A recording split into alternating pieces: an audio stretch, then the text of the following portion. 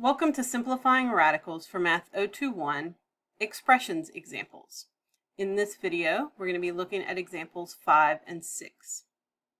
For example 5, we have 24 plus 4i times the square root of 50 over 16. So when we're solving these, we're going to first look at the number under our radical and see if we can simplify that. In this case, that would be 50.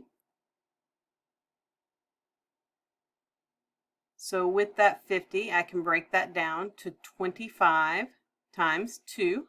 I can take the square root of 25, that would give me 5.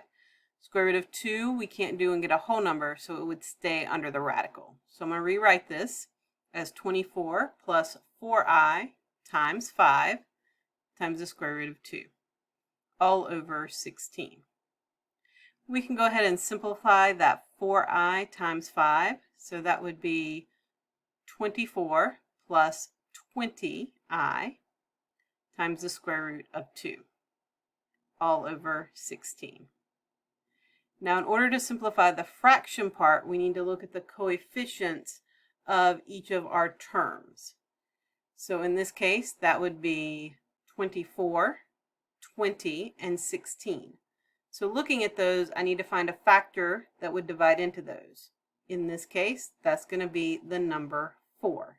So I can divide each of those by 4. So 24 divided by 4 would give me 6, plus 20 divided by 4 would be 5i square root 2. And 16 divided by 4 would be 4. So our answer for this will be 6 plus 5i times the square root of 2 over 4. Now some of you are going to want to simplify the 6 and the 4. We can't do that because we need to be able to simplify all three. Okay, nothing goes into 6, 5, and 4. So we have to leave it the way it is. 6 plus 5i times the square root of 2 all over 4. Now let's look at example number 6.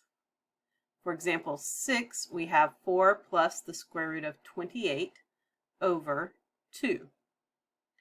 Looking at that number underneath our radical, that 28, we can divide that up to 4 times 7. We can take the square root of 4, that will give me 2, and the 7 will stay under our radical.